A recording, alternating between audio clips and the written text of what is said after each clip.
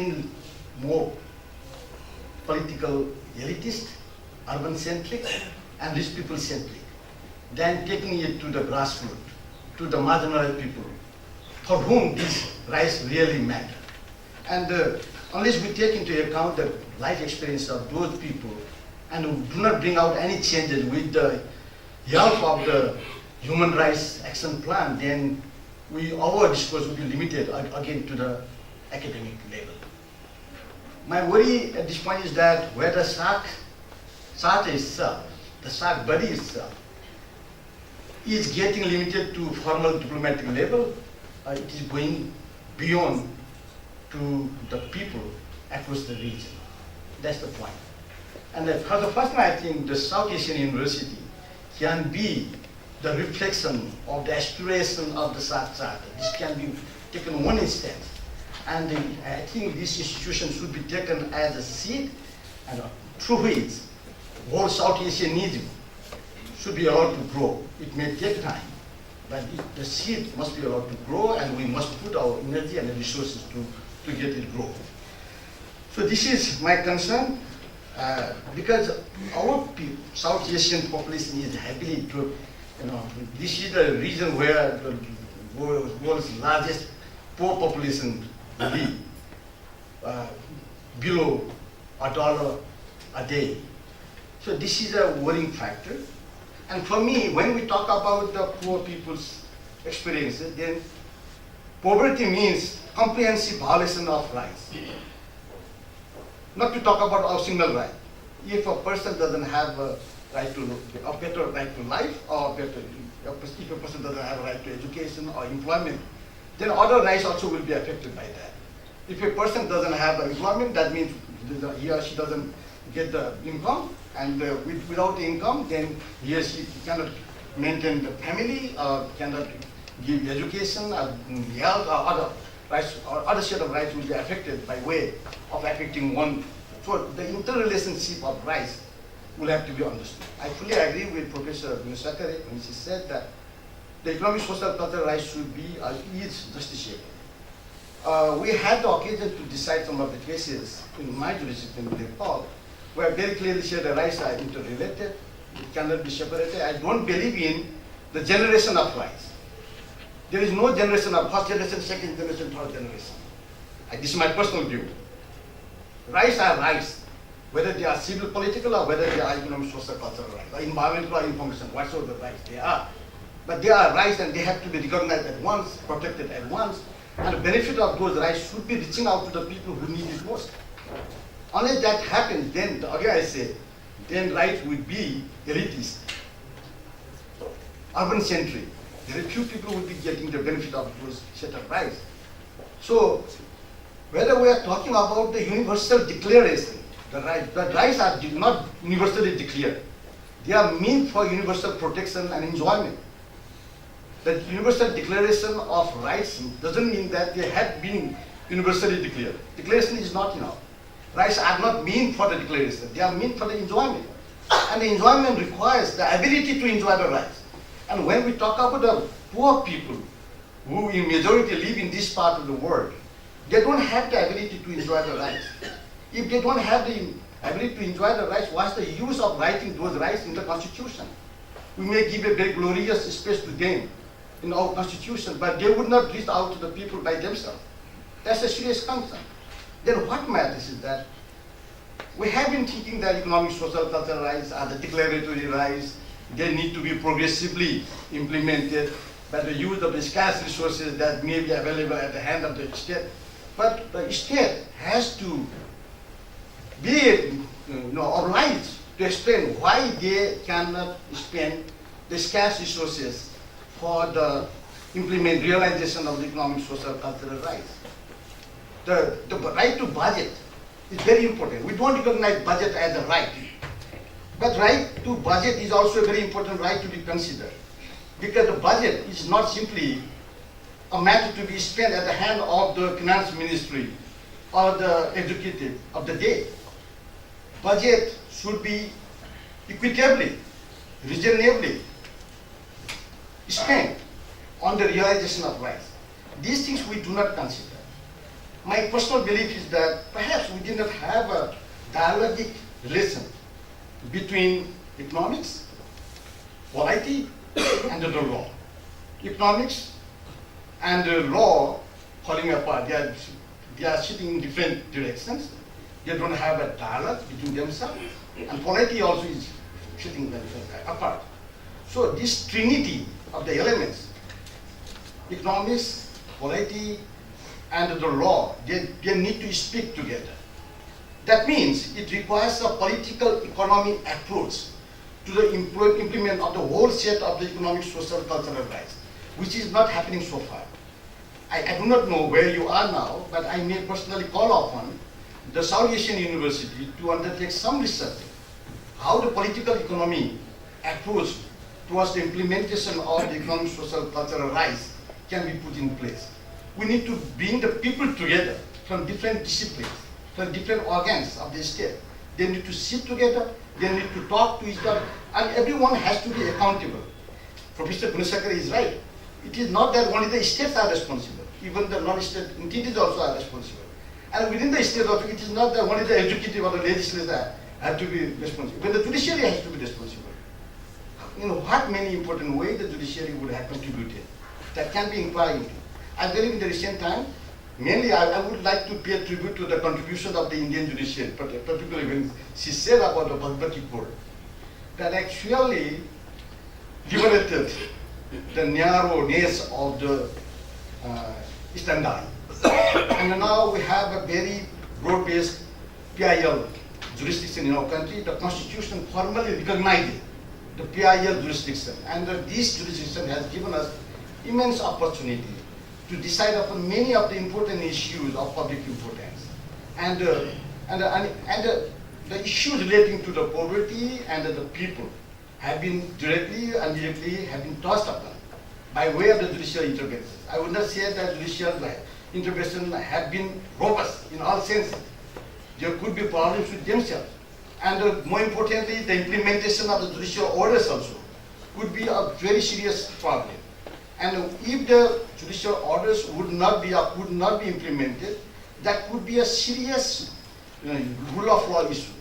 My impression is that across the South Asia, though we are in varying degree of development, I would not generalize it, but I have the impression that we have a serious rule of law deficiency syndrome that will affect our development, our justice needs, and at the end, our democracy deficiency also will be created out of that.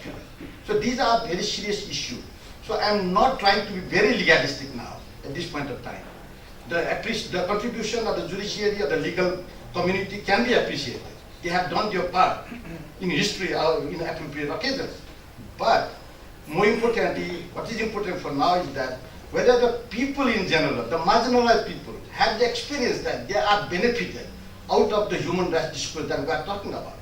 Unless we can draw upon some evidence that they feel that they are exasperated, they are getting some benefits, they have some satisfactory experiences, we cannot satisfy ourselves. A judge can be happy with the protocol, a security, what is accorded to. A lawyer can be happy with the accumulation of the resources one may be able to do amid so much of the scarcity in the society. And even the legal community, academic, they may be very happy with the knowledge they hold and the point of distinction they hold in society. These are that.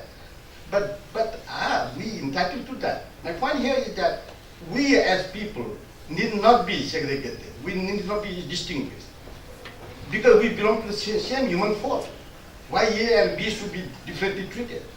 The question is that in what effective manner we render our services, where our services are reaching out to the people whom our services need most. That should be, our services should be respect-worthy, not we as people. Everyone has a same sense of equal worth. One is not less important than the other. Everyone is equally important. The importance doesn't lie in our personality, but in terms of the capacity to contribute or in the contribution. So these are the very serious issues, and it should be a brainstorming session to dramatically revisit what we might have thought about and what new course we may be able to regarding South Asian context then we have never been able to bring out the South Asian perspective, neither the South Asian Charter. I think I have never seen that it gives some scope for us. But my personal opinion is that under the aegis of the SARC, there has been some conventions. And if some conventions in some sectoral area are possible, why it is not possible to bring out a human rights charter for the SARC region? It should be possible. We should be able to bring out the Human Rights Commission, if not the court at the moment, to inquire into the human rights situation in the area, to bring out the academic together, to make the research together, to make certain recommendations, so that our experiences are harmonized, equally experienced, and whether they are allowed to reflect in their national legal system or policy processes. So these are the expectations. So I think the discourse that we have been taking on this time is very important discourse, and it should not be end up right now with the conclusion of this seminar. It should be rather a starting point to take on further till that we have a fully blown human rights institution for the region as a whole. That should be the dream I think we need to dream together. With these words I would like to conclude here, and I would be happy to share my experience further.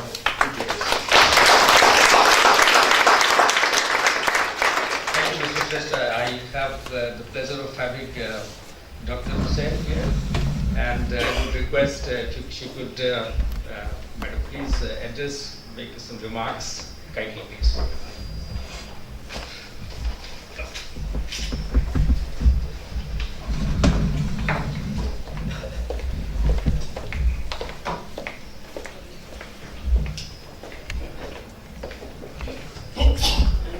Thank you very much.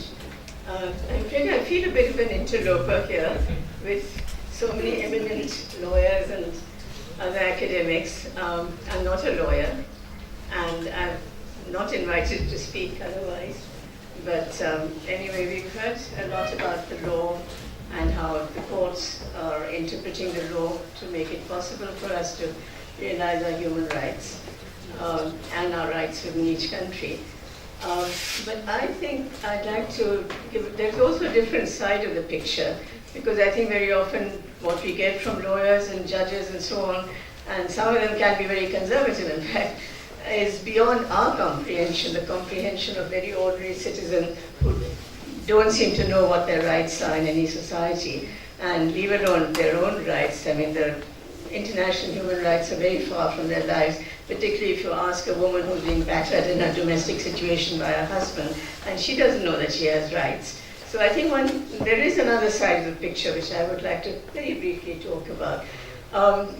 When I first met Kamal, he was very keen on my becoming a lawyer, and I resisted it because I found all these men in black coats and black trousers marching down and acting very superior to everybody else.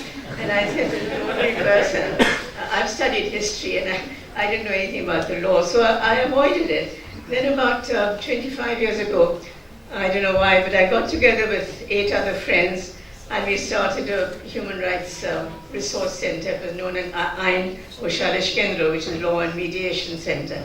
And our objectives were to reach out to the ordinary people. So particularly want to reach out to women, to workers, and particularly child workers, and see how we could try and help them either settle their disputes, whether it was marital disputes or disputes within the community, or in other ways to help them through the courts. We also had some lawyers on our committee, so we could do that. And our first experience of telling women, well, why don't we support you legally?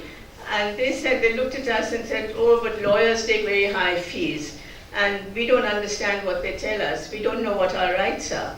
So then we changed our tack, and we started going to them and telling them what their rights are.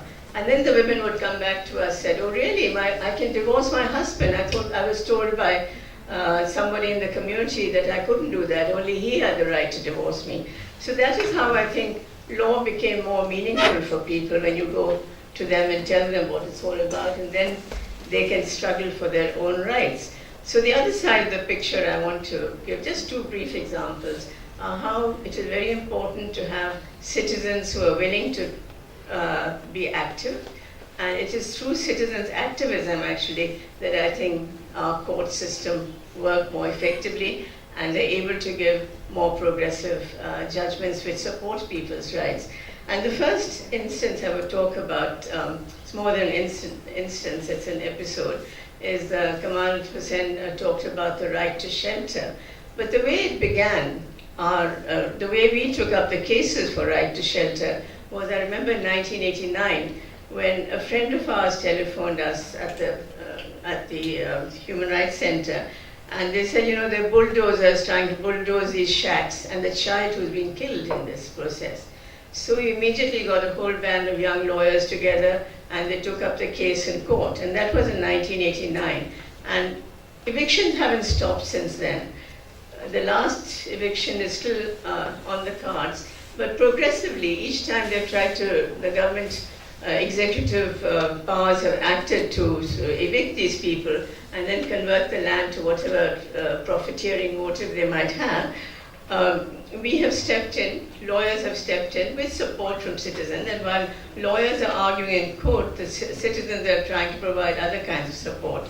And we have then, over the years between 1989 and now 2017, we've got very progressive directions from the court that you cannot evict people from the shacks that they built for themselves without proper alternative plans to resettle them somewhere else.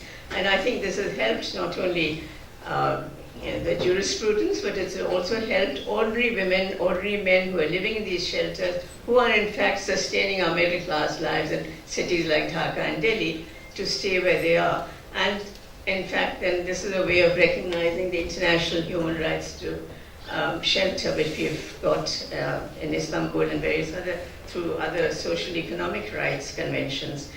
The other example I would just briefly talk about refers to women's rights. You know that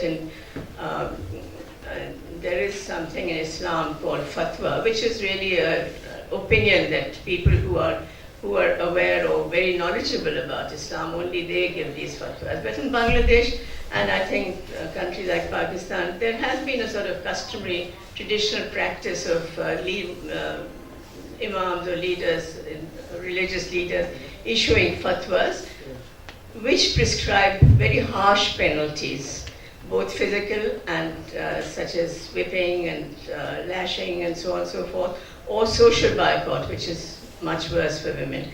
And the first instance that came to our notice in the Human Rights Center was a fatwa issued to a woman in 1993 in a very remote village.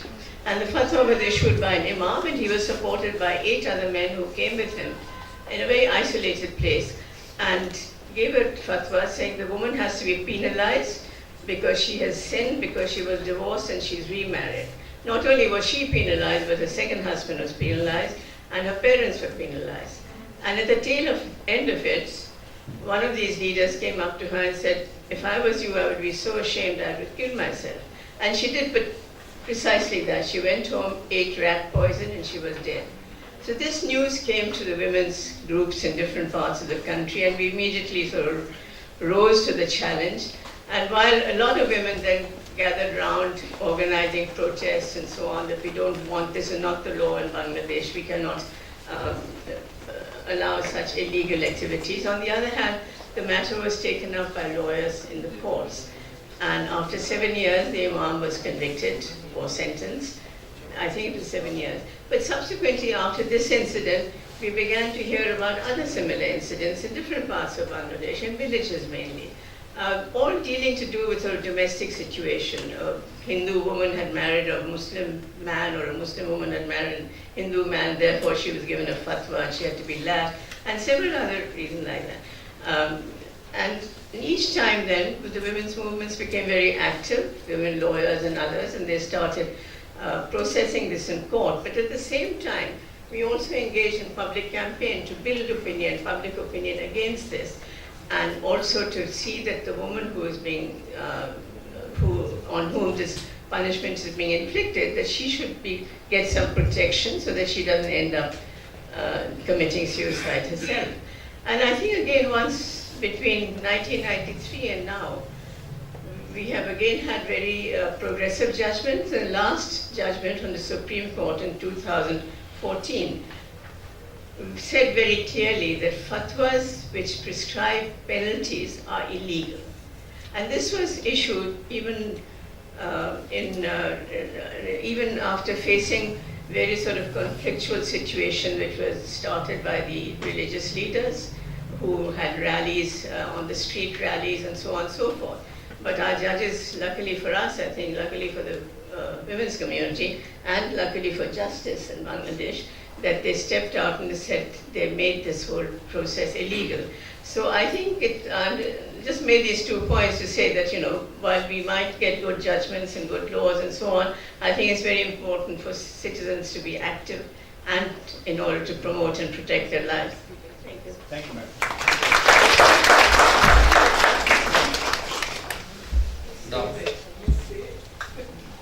we would invite questions because if I could see the topic has been very comprehensively taken up by our distinguished colleagues and panelists. You can see that a very thematic overview we have received from Professor Gunasekre in doctrinal form. The rights, the sub-theme on core human rights interests of South Asia was very well taken up by Mr. Shrestha in the form of poverty, which is one of the Sustainable Development Goals 1. Women's rights, individual rights taken up by Professor Gunasekre, Professor Mr. Shrestha, Madam Hamida. Now, institutional aspect was also taken up, sub-theme participation of civil society, and finally of a very effective mechanism for South Asia. So I understand all these 5 sub-themes of our common theme they have taken up. And I'm sure that you must have some questions which would address your particular interest or concerns or whatever that you would like to reflect and hear from our panelists. So therefore I request you to identify yourself and put questions and identify your nationality so that they can have a comprehensive perspective to reflect. Thank you.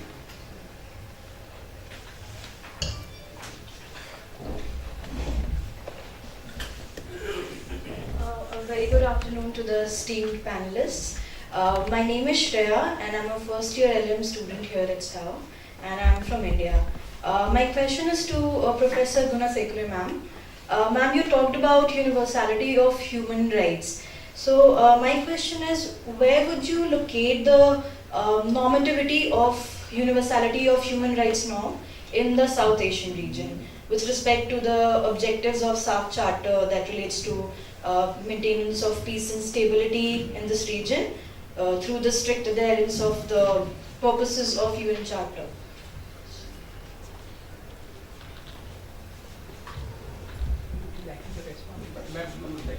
This is a question to you. What I understand from her is she is talking about the Yes, SAARC you want me to Charter. respond? Yeah, SAARC, yes please. Yeah.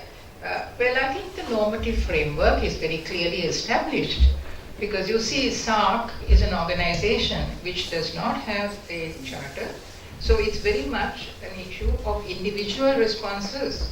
So the normative frameworks are not as a collective. The normative frameworks are national, and I think that's a point that we have been making, that though for various political reasons, SAARC takes up mostly everything bilaterally. They don't want to get into multilateralism. I recall a time when I was on a drafting committee for SAARC at a SAARC conference years ago, in the 80s. There was a huge problem of cross-border trafficking across countries. Now we say there's a SAARC Charter on trafficking. Did you think that came easily? No. Because the governments would say, don't touch this topic. It's cross-border. SAARC doesn't deal with cross-border issues. That was the original thinking. So then, faced with the reality, and in fact there were objections to putting in trafficking into the conference declaration. I know because I was there. Now we have a SAARC Charter. So that is because the countries began to recognize that this is a regional problem of cross-border trafficking and they have to respond. However, having a charter, having a SAARC document on cross-border trafficking, how many countries have ratified? How many countries have internalized? My country actually did ratify, and my country has a law but it's never been brought into force. So we have individual initiatives, but not a SARC initiative. So we can't talk about the SARC normative framework. What we can talk of, the SARC normative framework is a general charter which says yes, all countries, good governance, etc.